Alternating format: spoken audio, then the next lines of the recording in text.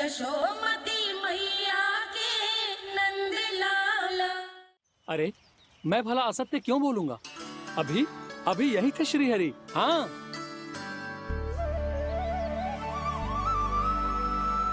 हाँ, जैसे श्री हरि को तो कोई कार्य है ही ना। वो तो आतुर होके बैठे रहते हैं, कब तुम हरि हरि बुलाओ और वो दौड़े चले आए। भगवान तो भक्तों के पास आने के लिए सदैव आतुर रहते हैं। बल्कि सत्य तो यह है कि भक्तों के मन में ही निवास करते हैं भगवान। भगवान तो भक्त के पास आने के लिए सदैव ही आतुर रहते हैं शंकरी मौसी। बल्कि सच्ची बात तो ये है कि भगवान हमारे मन में ही निवास करते हैं। कम से कम तू तो इसे बढ़ावा मत दे जशोदा। जब देखो जब हरि नाम की रट लगाए रहते है। हरि बोलते बोलते ऐसो बावलो होता है कि सारा कार्य भूल जाता है। 2 दिन से अपनी मटकी के लिए चक्कर काट रही हूँ। अभी तो एक चक्कर और लगाना होगा आपको। आपकी मटकी तैयार हो गई है, अभी लाता हूँ।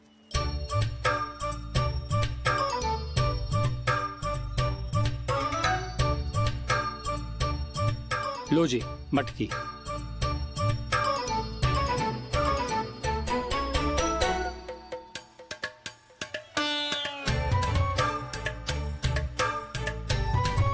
इस कच्चे मटके का क्या करूं मैं?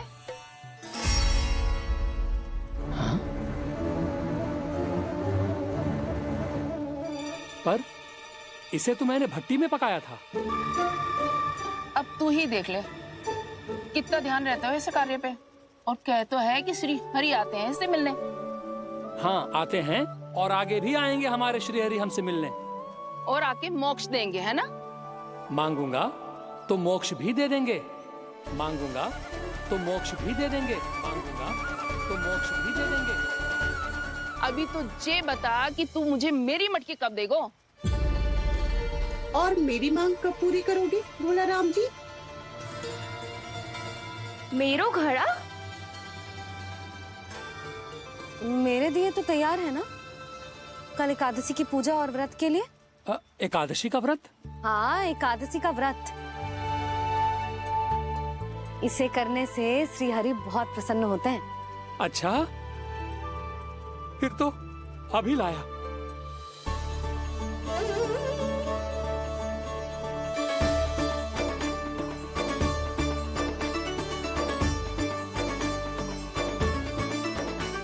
लो जी आपके दिए।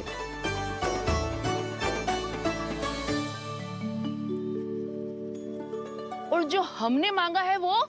बाकी सब शेष द्वादशी के दिन मिलेगा, क्योंकि कल मैं भी एकादशी का व्रत रखूंगा, क्योंकि कल मैं भी एकादशी का व्रत रखूंगा, क्योंकि कल मैं भी एकादशी का व्रत रखूंगा।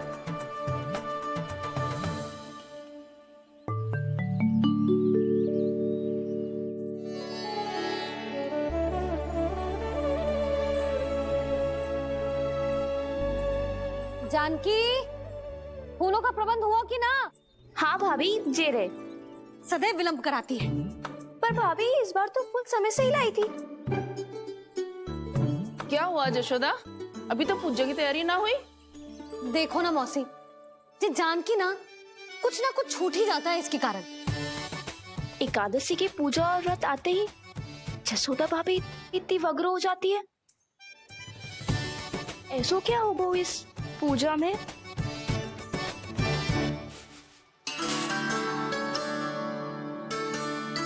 ये थाली में रोली चंदन रखने से, दिया जलाने से के होगो? आपको पता भी है एकादशी का व्रत क्यों रखते हैं? क्या महत्व है इसका? लो, जे तो मैं जसोमती रानी से पूछना भूल ही गया। पर हाँ भगवान, मेरे लिए इतना ही पर्याप्त है कि इस व्रत को रखने से मेरे श्रीहरि हमसे प्रसन्न हो जाएंगे।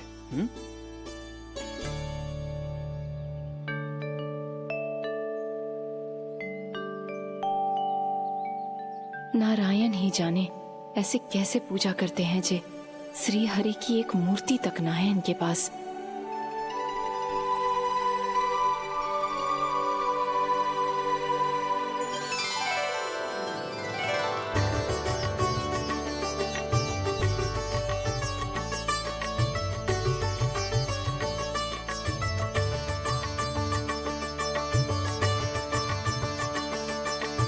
प्रभु, न तो मेरे पास मूर्ति है और ना तो इस व्रत के विधि विधान के बारे में मुझे जानकारी है और ना ही मुझे इसके महत्व के बारे में जानकारी है, पर फिर भी मैं करना चाहता हूं।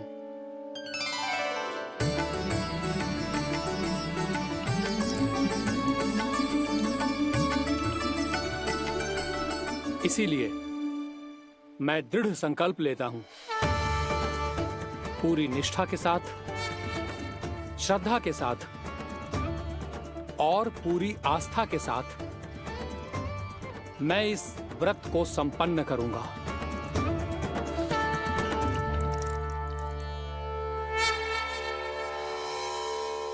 हम संकल्प लेते हैं कि एकादशी के व्रत को पूरी निष्ठा के साथ संपन्न करेंगे।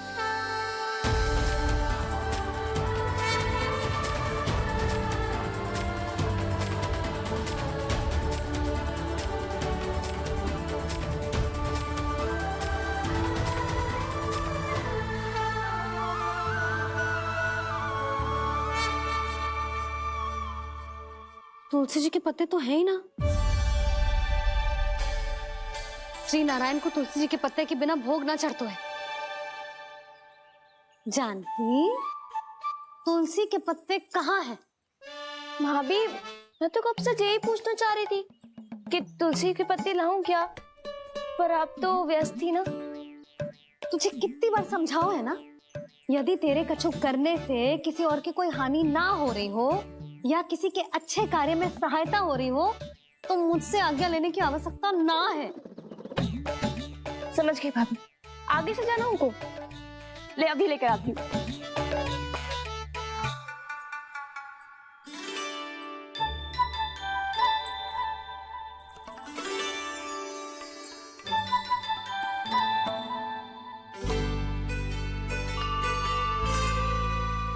ताऊ, आपने पहले ये व्रत करो है? आपको इसका महत्व पता है? भाभी चलिए। जानकी, तुमने ये व्रत करो है? फिर तुमको इसका महत्व पता है?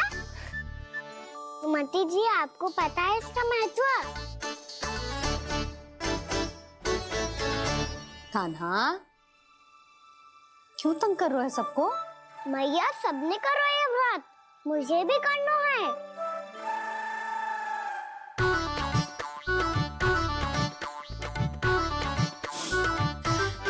ये व्रत केवल बड़ों के लिए होती है लल्ला। जब आप ये व्रत कर सकती हो, बाबा कर सकते हैं, ये सारी गोपियां कर सकते हैं, वो भी कर सकते हैं, तो मैं क्यों ना कर सकता? क्योंकि तू कल तक भूखा ना रह पाएगा लल्ला। जब भक्त रह सकते हैं, फिर मैं क्यों नहीं रह सकता? मेरा अर्थ है कि नारायण के भक्त मैया। मैया, मान जाओ ना, मुझे करने दो ना ये व्रत। अपनी लल्ला पे आप विश्वास ना है आपको? विश्वास है। अच्छा ठीक है, तू भी कर ले।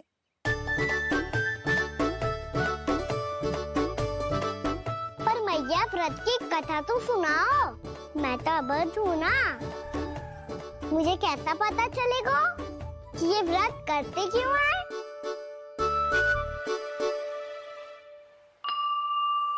प्रभु, मुझ अबोध को कैसे पता चलेगा कि इस व्रत का क्या विधि विधान होता है और क्यों रखा जाता है और इसका महत्व क्या होता है? मुझे तो आप ही बता सकते हैं प्रभु। जब व्रत कर रहे हैं तब उसका महत्व भी पता होना चाहिए ना। बताओ ना मैया, क्यों रखते एकादशी का व्रत?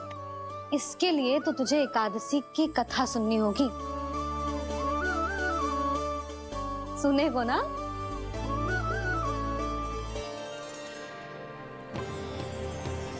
वसुदेव सुतं देवं कंसचाणूरमर्दनम् श्रीहरि, यशोदा परमानन्दम्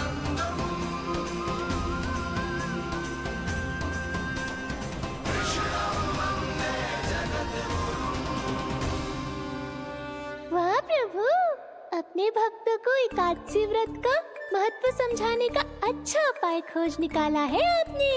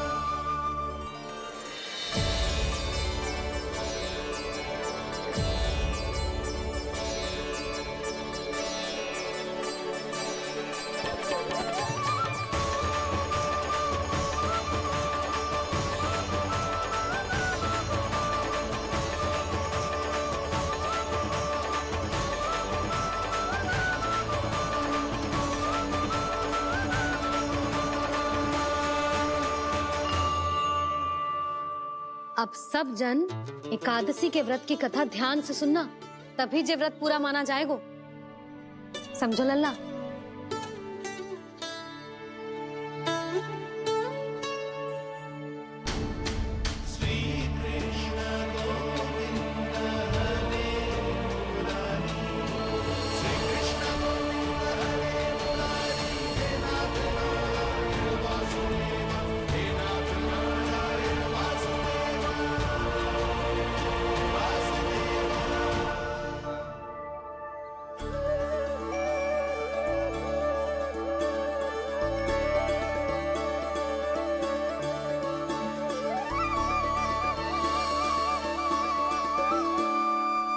सतयुग में चंद्रावती नाम के नगर में मूरा नाम का एक असुर राज्य करता था।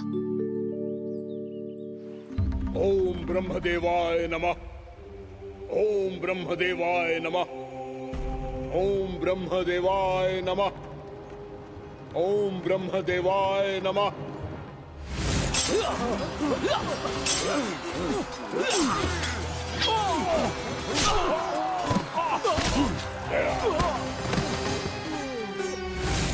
ओम ब्रह्मदेवाय नमः। ओम ब्रह्मदेवाय नमः। जब उसने देवताओं के हाथों असुरों की पराजय देखी, तब वो वरदान पाने के उद्देश्य से ब्रह्मा जी की तपस्या करने चला गया।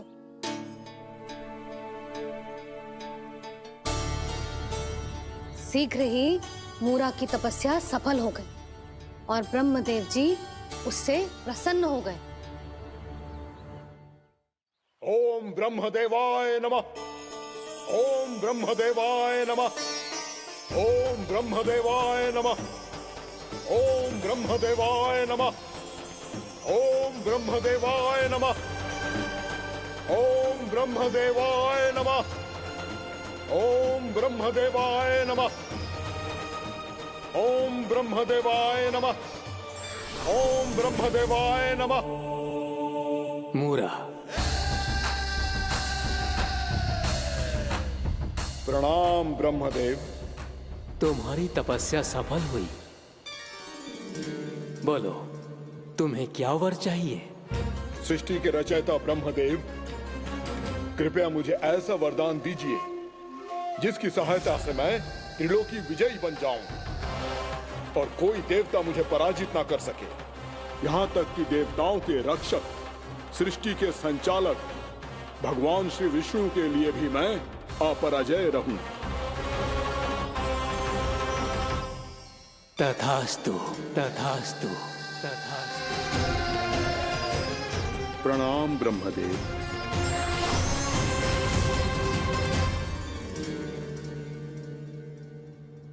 ऐसा वरदान पाकर मूरा बहुत अभिमानी होगा।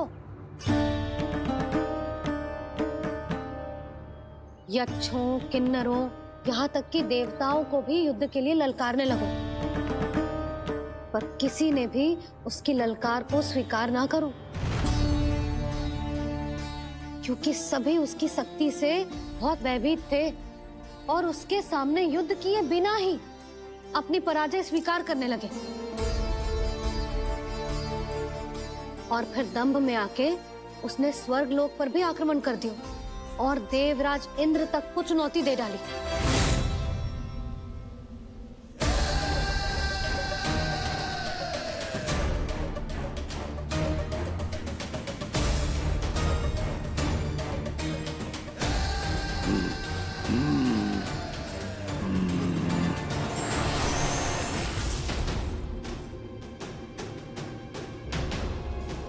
मैं प्रतीक्षा कर रहा हूं देवराज, क्या उत्तर है तुम्हारा?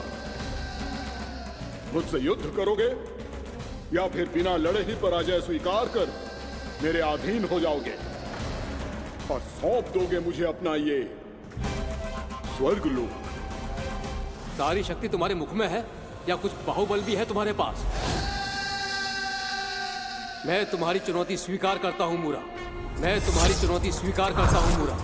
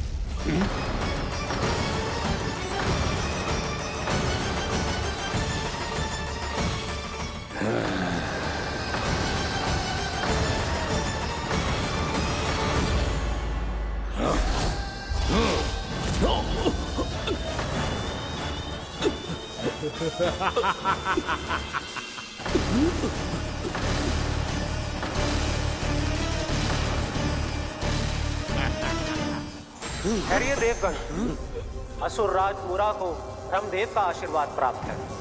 आप में से कोई भी इन्हें पराजित नहीं कर पाएगा।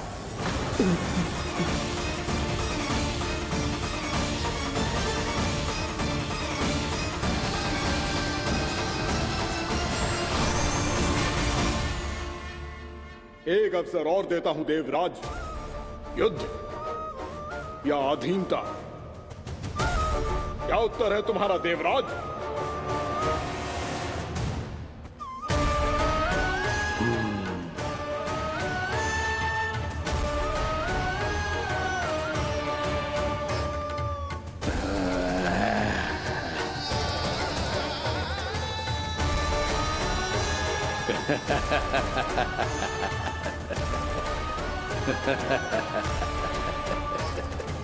इंद्र और सभी देवताओं ने मूरा के आतंक में आके उससे भयभीत होके अपना सिंहासन छोड़ दियो।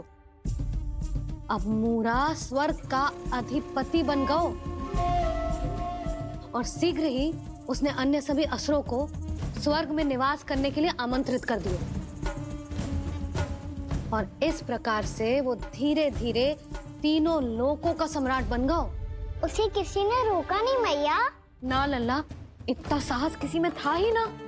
और फिर ये निश्चित करने के लिए कि भविष्य में किसी और असुर की मृत्यु ना हो, वो यमराज पे भी विजय प्राप्त करने के लिए यमलोक की ओर प्रस्थान कर दियो।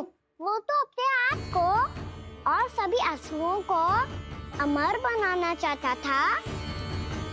पर देवता और यमराज भी उसकी ये योजना समझ गए थे। इसीलिए उसके आने से पहले ही सारे देवताओं ने श्री नारायण से सहायता के लिए गुहार लगाई। अब केवल आप ही कुछ कर सकते हैं प्रभु। अभी तो मूरा केवल त्रिलोक का स्वामी है और यदि उसने यमलोक भी जीत लिया तो वो जीवन को ही नियंत्रित नहीं करेगा प्रभु, वो मृत्यु का भी स्वामी हो जाएगा।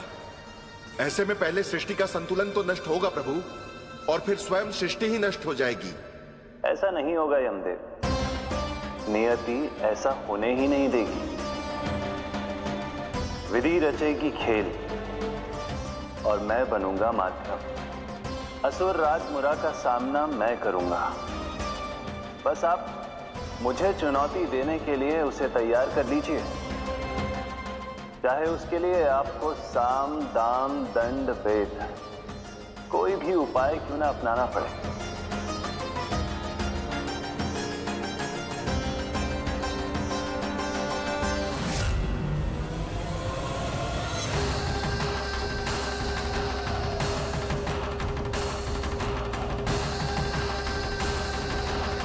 आप तो मेरी प्रतीक्षा में पहले से ही खड़े हैं यमदेव। तब तो आपने मेरी चुनौती के बारे में भी सुना ही होगा। कहिए, क्या उत्तर है आपका? मेरा स्वागत करके अपना राज्य त्यागेंगे या मेरा सामना करके अपने प्राण? असुर राज मुरा का सामना मैं करूंगा। बस आप मुझे चुनौती देने के लिए उसे तैयार कर लीजिए, चाहे उसके लिए आपको साम दाम दंड भेद कोई भी उपाय क्यों ना अपनाना पड़े।